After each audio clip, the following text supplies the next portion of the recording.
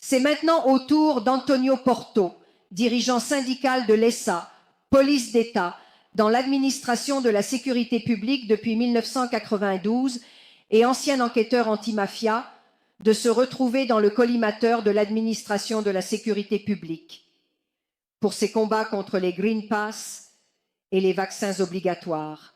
En tant que secrétaire général provincial de Caserta du syndicat de la police d'État, Liberté et Sécurité, l'ES. Il a choisi de défendre ses collègues policiers en déposant des plaintes pour les vaccins Covid dangereux et commercialisés, avec au moins 28 violations des réglementations européennes. Ce faisant, il a respecté son rôle de syndicaliste. Et malgré cela, en contradiction flagrante avec son rôle, il a été injustement suspendu de ses fonctions. Il a reçu pour cela. Et j'ajouterai à ce qui est écrit ici que cela signifie porter un uniforme avec honneur et dignité. Porter un uniforme n'est pas seulement une question de vêtements, mais aussi de représenter les valeurs et les traditions de l'institution. J'essaie de reprendre là où j'en étais, et je me suis perdu un instant dans mes pensées. En portant cet uniforme, on doit se rappeler des sacrifices faits par ceux qui nous ont précédés et de l'importance de notre rôle actuel.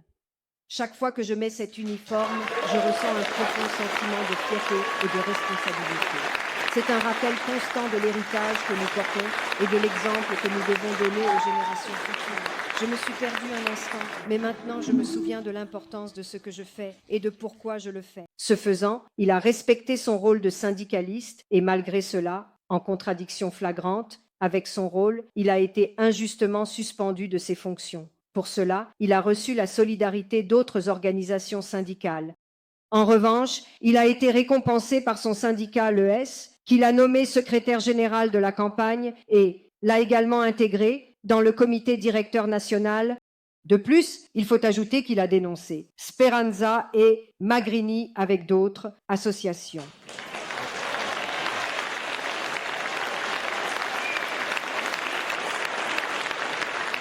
Merci. Je me remercie. Merci Rita pour l'introduction. C'est un peu difficile. Après ce début, je ne m'attendais pas à un accueil chaleureux comme vous l'avez fait. D'accord ?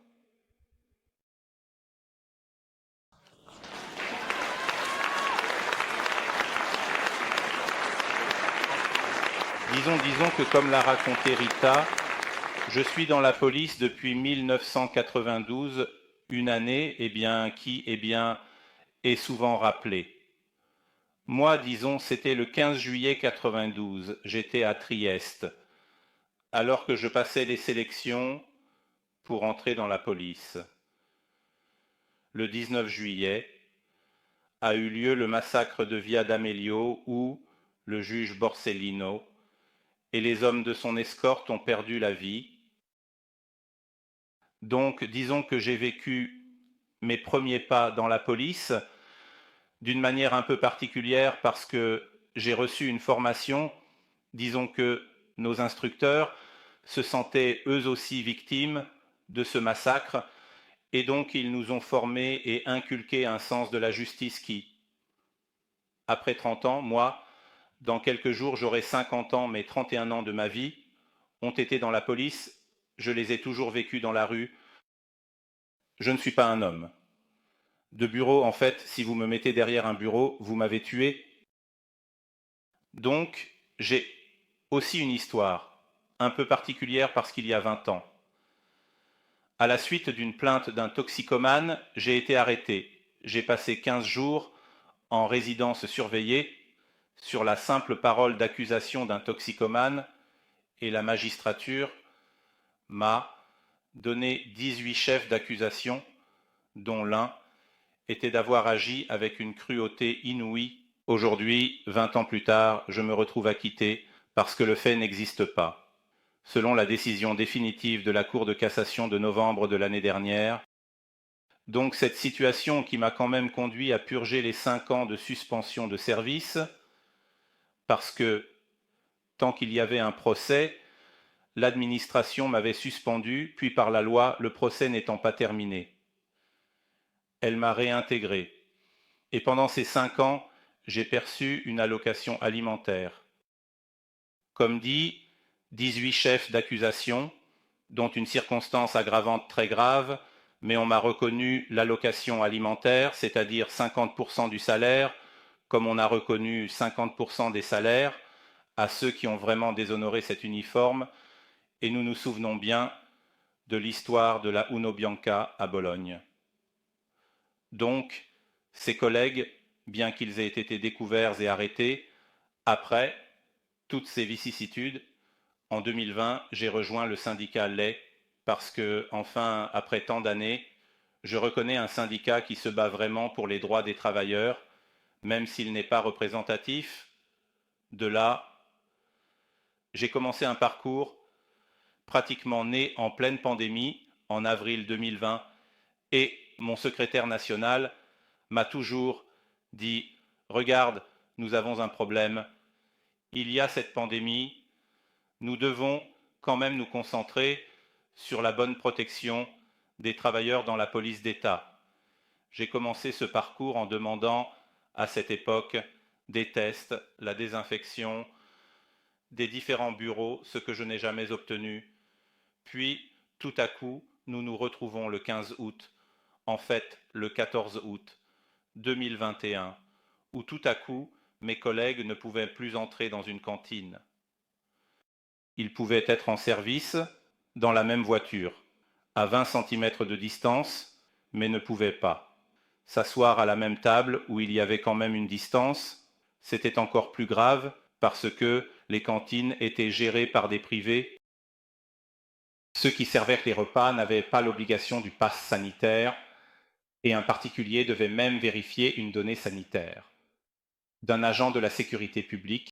Et c'est là que les choses ont commencé à ne pas nous plaire. Et à partir de ce moment-là, nous avons décidé en tant que syndicat, indépendamment des différentes positions, qu'il fallait défendre le droit au travail et le libre choix, parce qu'à cette époque, l'obligation pour les soignants était déjà en vigueur et elle commençait pour les enseignants. Et déjà dans ce décret-loi, il y avait quelque chose qui ne nous plaisait pas, à savoir que tu devais te faire vacciner pour prévenir l'infection par le SARS-CoV-2, mais ont injecté un produit. Même moi, en tant que médecin, je n'arrive même pas à l'appeler médicament. Pour moi, c'est un produit aussi parce qu'il a une autorisation conditionnelle à la commercialisation. Le médicament, s'il n'est pas à base de plantes, doit avoir au moins 4 phases. Celui-ci ne l'a pas fait, donc on ne peut même pas l'appeler médicament.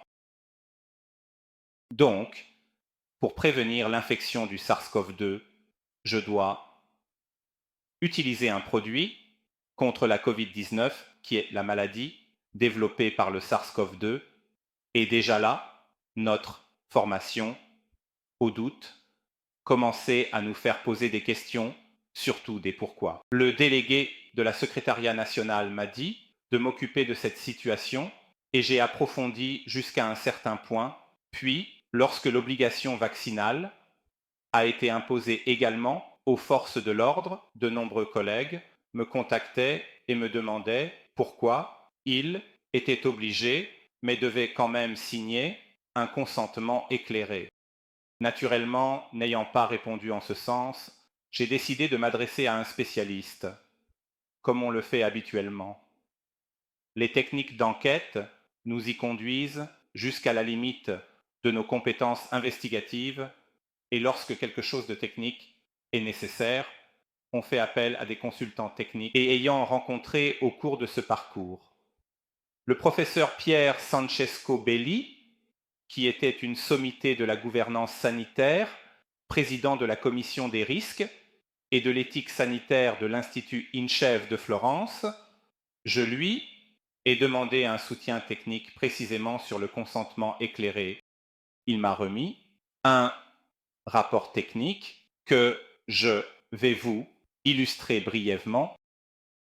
Il nous disait que pour la mise sur le marché de ces produits, un seul article de ce règlement viole pas moins de 28 articles d'autres réglementations européennes concernant la mise sur le marché de produits OGM. De plus, et c'est le plus important, il me transmet 3 fiches techniques appelées les Safati Datasheet de 3 produits. 2 de ces produits étaient à l'intérieur du Pfizer et 1 à l'intérieur du Moderna.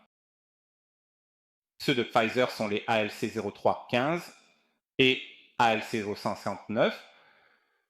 Pour Moderna, c'est le SM102. Ces fiches techniques de Cayman Chemical, l'usine qui produit ces produits, avertissent les utilisateurs que ces produits doivent être utilisés uniquement à des fins de recherche. Ils ne doivent pas être utilisés à des fins thérapeutiques et diagnostiques sur l'homme et l'animal, mais nous les retrouvons dans ce produit.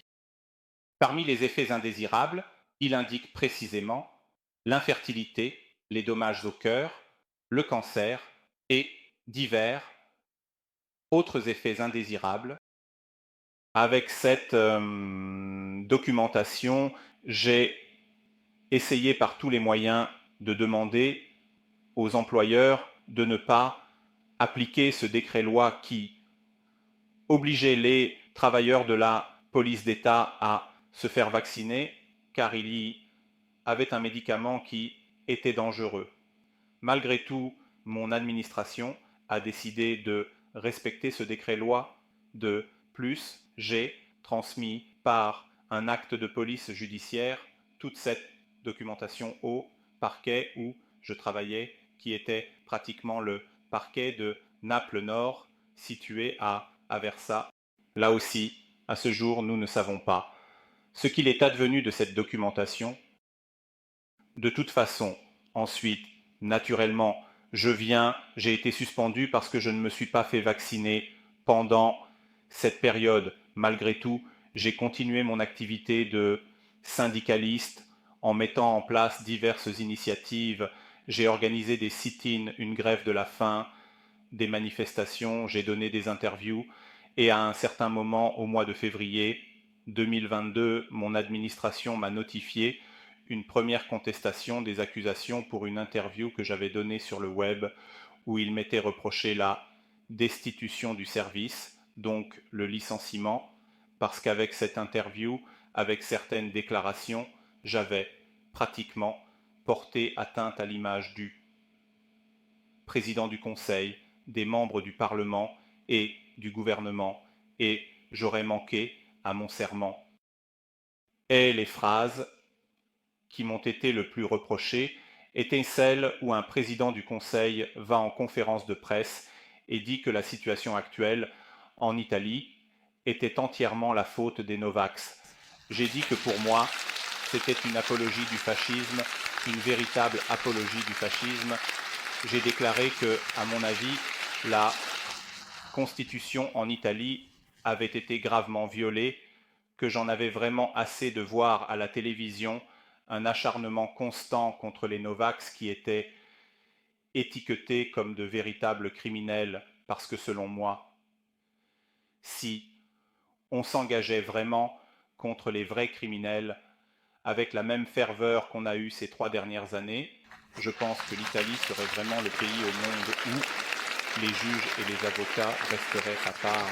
Et surtout, j'ai dit qu'à partir de ce moment-là, mon activité se déplacerait à l'intérieur des salles de tribunal, c'est-à-dire que j'ai donné un exemple comme on le fait avec les clans mafieux où l'on attaque d'abord la main-d'œuvre et ensuite on arrive au chef. Je considérais que les premiers coupables parce que j'avais des collègues qui me contactaient en pleurant. Et aujourd'hui, je peux vous garantir que l'une de ces collègues qui m'a contacté parce qu'elle ne pouvait pas se soumettre à cette thérapie car elle avait déjà des dommages et donc on ne voulait pas lui accorder l'exemption, aujourd'hui n'est plus parmi nous parce qu'il y a quelques mois, elle en a fini avec tout cela, absorbant, vexation et autres, elle s'est suicidée.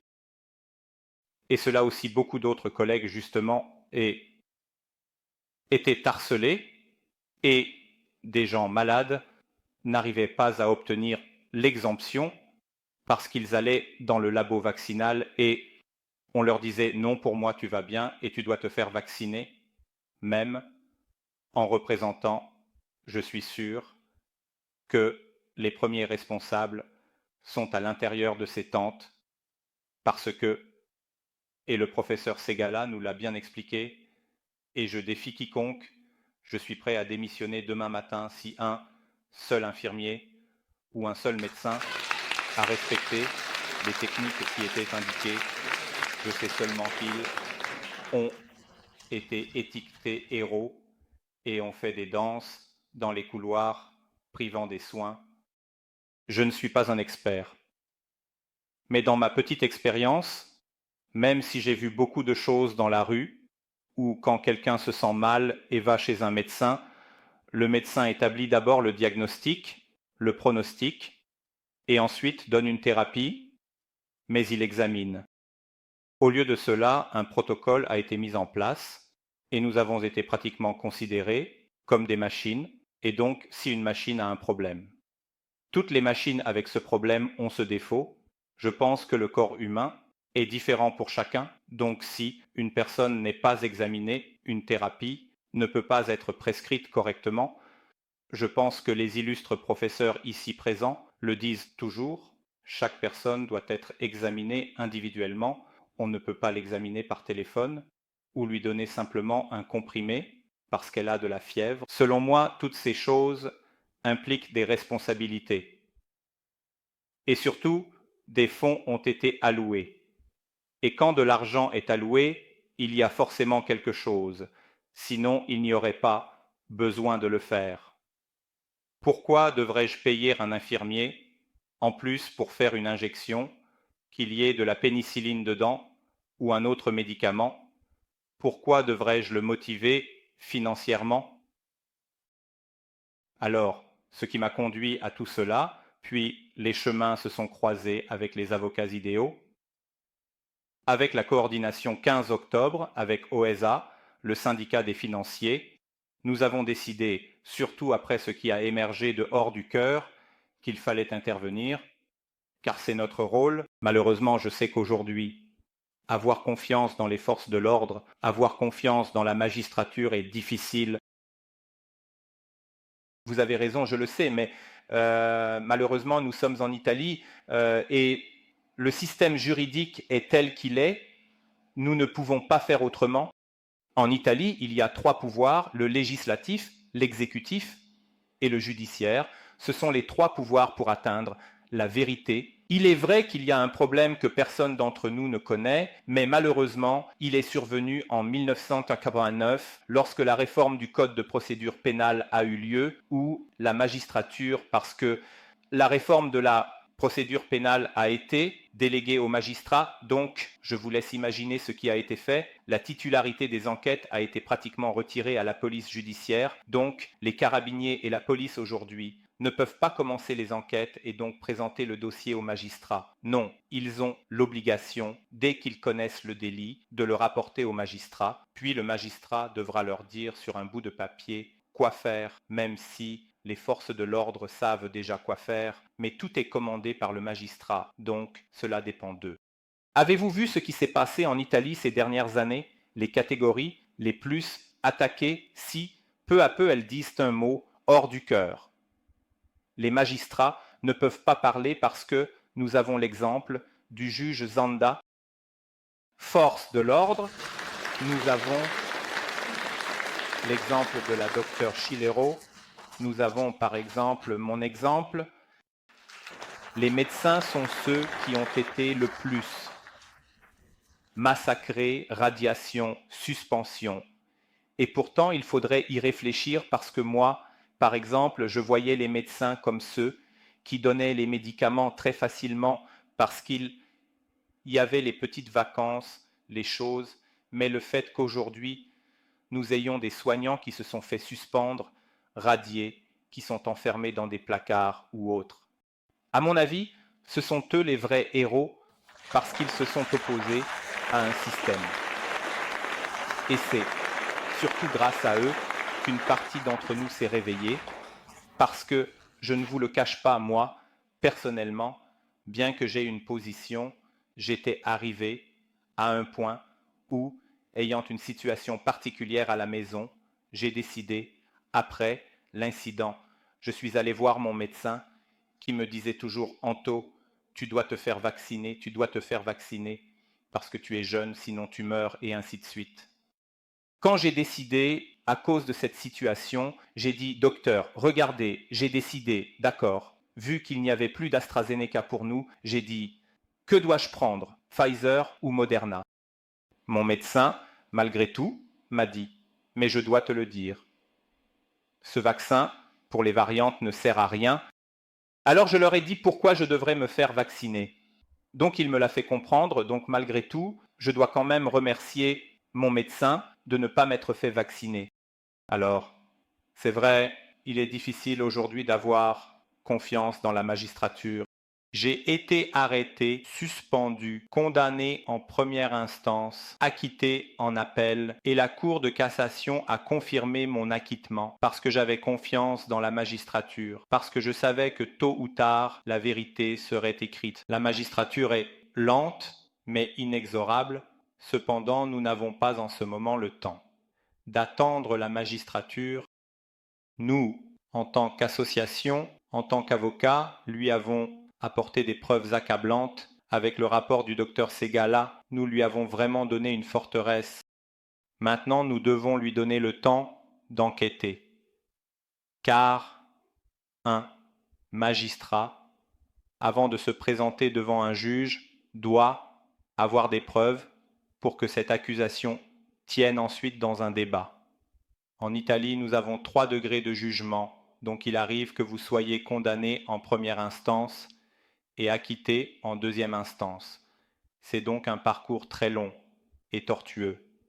Mais maintenant, cela dépend de nous.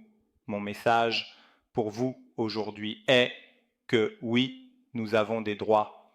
Il y a des droits qui sont inviolables, mais n'oublions pas que nous ne devons plus déléguer aux autres. Moi, par exemple, j'en ai assez de voir sur les réseaux sociaux que ce sont les forces de l'ordre qui doivent se mettre à la tête du peuple, que ce sont les magistrats, et ainsi de suite. Chacun de nous le dit, l'article 52 de la Constitution. C'est un devoir sacré pour le citoyen italien de défendre son propre pays, et c'est ce que vous devez tous faire, donc nous devons informer. Cependant, le conseil que je vous donne est de ne pas être agressif envers ceux qui y ont cru, envers ceux qui ont été obligés parce qu'ils avaient peur. Ils l'ont fait par peur, et encore aujourd'hui, ils ont peur. Alors, ma technique, dernièrement, a toujours été de semer le doute, de demander pourquoi je dois me faire vacciner, mais que je dois quand même contracter le Covid. Pourquoi? Dois-tu me donner un médicament dont on ne connaît pas la provenance? J'obtiens des résultats assez positifs. Et c'est ce que nous devons tous faire en ce moment. Celui qui s'informe, celui qui est informé, doit continuer avec ses proches, c'est-à-dire que nous ne devons pas être un grain, mais un domino. Petit à petit, petit à petit, petit à petit, le public devra toujours s'élargir. Et maintenant, je pense que ce qui est fait est fait. Nous ne pouvons pas revenir en arrière. Mais c'est nous la majorité. C'est le peuple. Le peuple est la majorité. Et c'est à nous de faire comprendre qu'ils peuvent faire ce qu'ils veulent. Mais nous n'accepterons pas les impositions. Dans cette situation, et puis je conclus, quelque chose n'a pas fonctionné. Je peux vous le garantir. Parce qu'ils ont commencé avec le personnel de santé. Mais parmi le personnel de santé, certains se sont suspendus. D'autres ont joué les méchants. Puis ils ont touché les enseignants. Et ensuite, ils ont touché les forces de l'ordre. Ils ont touché 3 appareils importants de notre pays, la santé, l'école et la sécurité. Avec la sécurité, ils se sont fait mal. Je vais vous dire pourquoi. Le personnel de santé peut être remplacé. J'ai trouvé des médecins aux urgences où il y a des pénuries, et je les dénonçais parce qu'ils étaient en service depuis 18 heures. Je disais non, je ne change pas, je ne peux pas les retirer. Ils ont appelé ceux d'Ukraine, les enseignants, nous les remplaçons. En fait, ils ont inventé l'enseignement à distance. Les forces armées et les forces de l'ordre ne peuvent pas être remplacées. Et donc nous, qui avons été suspendus, les contaminés, il y a eu quelque chose qui n'a pas fonctionné. qui a enrayé ce système. Alors, je peux vous garantir que je parle en mon nom, mais aussi au nom d'eux. Marc, mon cher ami ici présent, qui est un ancien membre, mais qui a toujours l'uniforme collé à la peau, et de nombreux autres, policiers et carabiniers. Nous sommes là, mais nous ne pouvons pas nous exposer parce que, comme vous le voyez, prenez exemple sur moi, j'ai 2 procédures disciplinaires. La première, comme je vous l'ai dit, m'a valu 3 mois de suspension de service que j'ai déjà purgé. Le second, ont relevé 41 publications sur ma page Facebook. Et lors de la séance de questions au Sénat, le ministre de l'époque, Lamorgese, a déclaré que ma faute la plus grave était d'avoir utilisé des moyens de communication appropriés pour rendre mes pensées connues. Il l'a dit, c'est public. Donc 6 mois de suspension. Moi, depuis le 23 mars, je suis suspendu. Combien de ceux qui font partie de l'institution sont suspendus? Vous me répondez. Criminalité organisée, toujours. Ils sont toujours la minorité. En général, je suis absolument convaincu que, en fait, sur 60 millions d'Italiens, 50 millions sont des personnes honnêtes. Je ne dois pas vous dire quoi faire, parce que si je vous dis quoi faire, ils ouvriront une autre procédure disciplinaire contre moi, et donc ne me le faites pas dire.